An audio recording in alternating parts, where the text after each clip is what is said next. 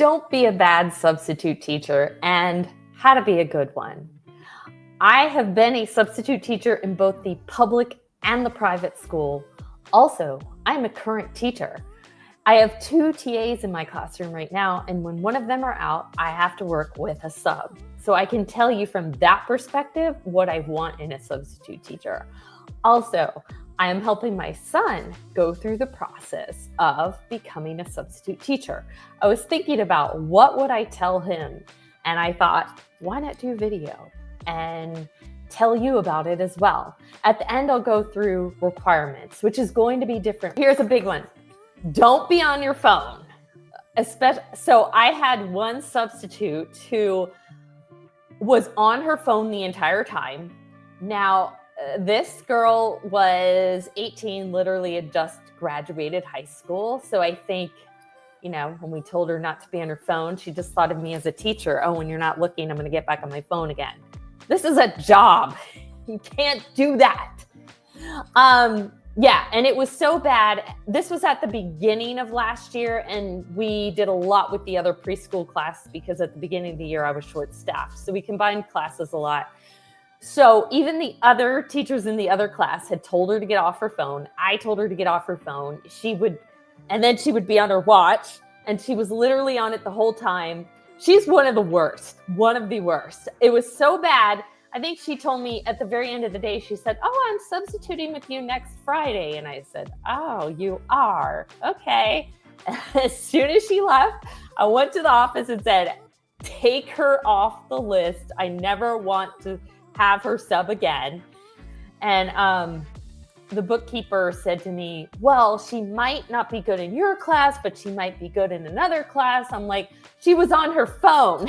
This is not a matter of someone being better with the older kids than the younger kids. I mean, that's a different story. She was on her phone. It doesn't matter what grade.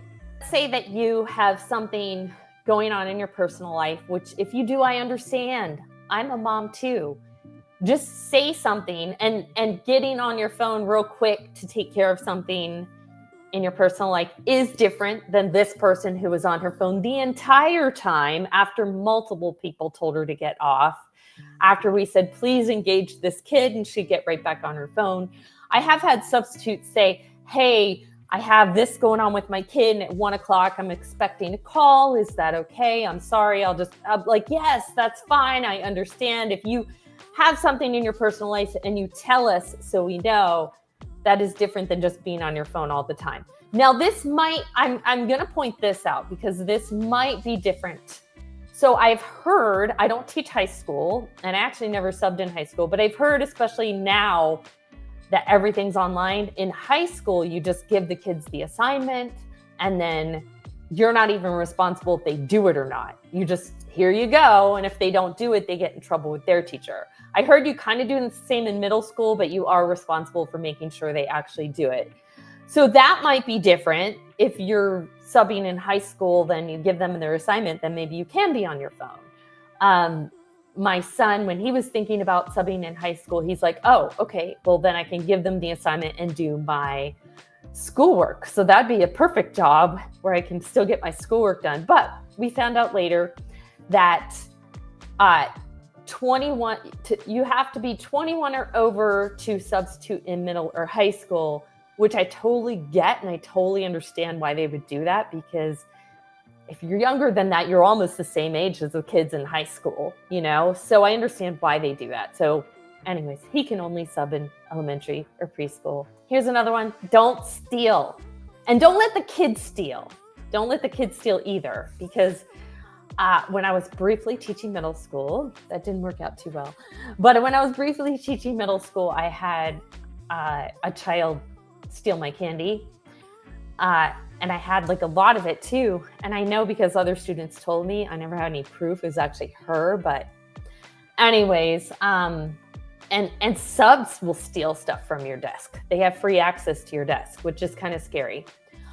Don't let the kids just do whatever they want. Actually, when I taught in that middle school, I had one sub let the kids do whatever they want.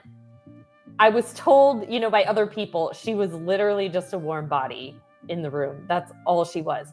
She so messed up my room that the janitor took pictures. The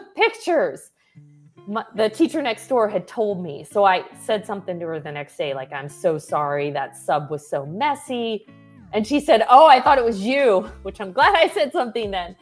And she was taking pictures because her boss didn't think her job was that hard. And she's trying to show him, look, sometimes I have a really hard job. So that's disrespectful to the janitors as well. Please do follow the sub plans. When I was a sub, it never occurred to me not to follow the sub plans. And actually, I was surprised when I became a teacher to find out that people don't. I would take the piece of paper with the sub plans and I would carry it around with me and try to do what it said. Now, was I perfect? No.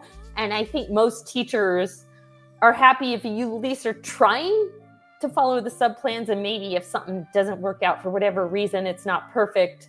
Most teachers would be like, okay, that's fine if it's not perfect, but you're trying. I mean, there are a few teachers who will get bent out of shape if everything's not perfect, but for the most part.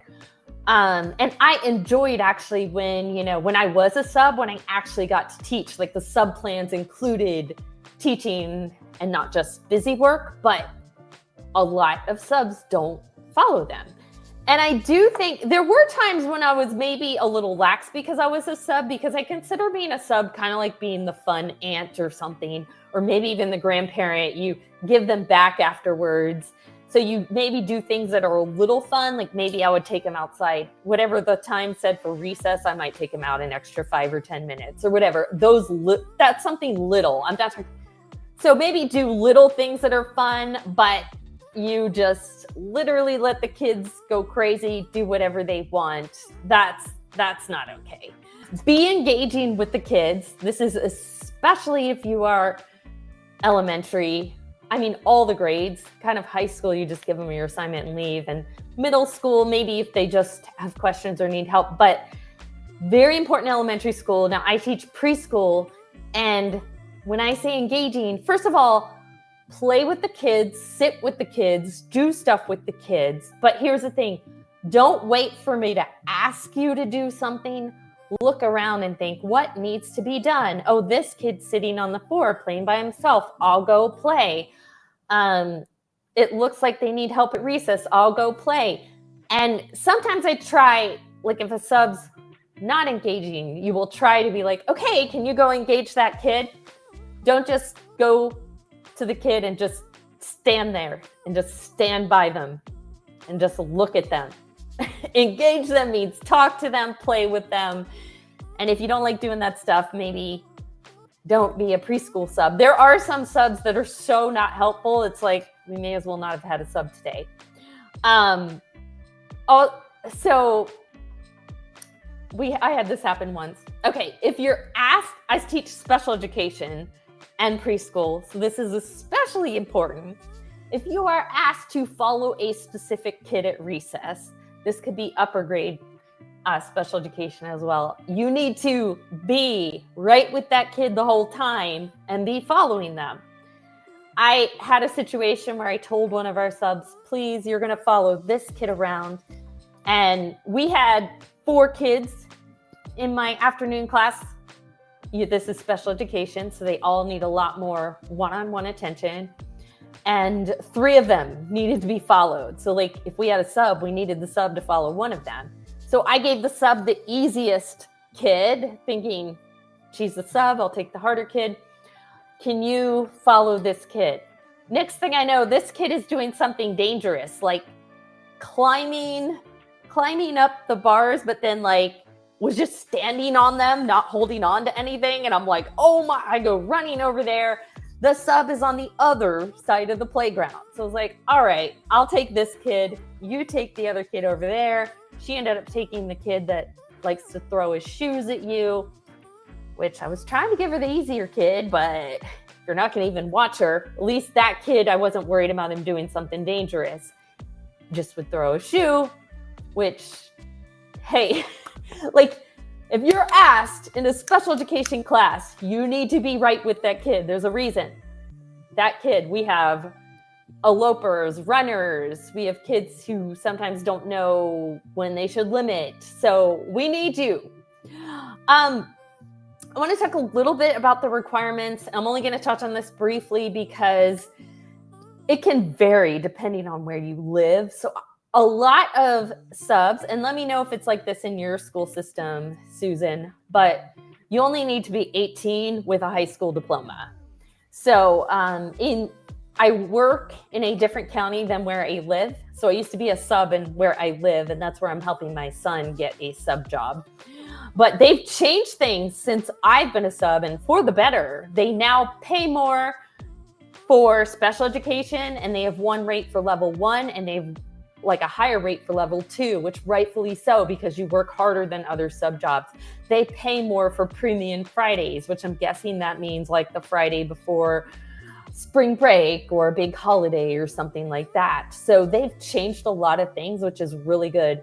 And now in my county, they're also paying more if you're a former teacher, if you're a licensed teacher, like all of those things you should be paying more for. But anyways, they have half-day subs, they have full-day subs. In the county where I work, I think you have to have some education to even substitute teach for a para or assistant teacher role. In the county where I work, you can just be 18 and out of, the county where I live, you can be 18 and just out of high school to be a assistant teacher, substitute, or a substitute teacher, just a regular substitute teacher. You can even long-term sub. It's more money. Then it's more money if you're a licensed teacher. But where I work, higher requirements. They also pay more overall, the whole county. But higher requirements, you need some schooling just to be an assistant teacher. You have to have a degree to substitute in the teacher role. So actually, it is easier to get a substitute teacher for a para assistant teacher position in my county where I work, because if you don't have a degree, then you can't be a teacher. Whereas in the county where I live, it's most people, if you can just do the same amount of hours, but you're making more money, hardly anybody wanted to be an assistant teacher substitute. Now, I did tell my son that when he first starts, he might want to start with that because, it's hard being the one in charge when you're new, and there's always other people in the class. There's always someone else in charge, and that's good when you're new. In New Jersey, one must have at least 40 college credits or an associate degree with an FBI background check. Oh, wow. Definitely need a background check, but not an FBI background check. Okay.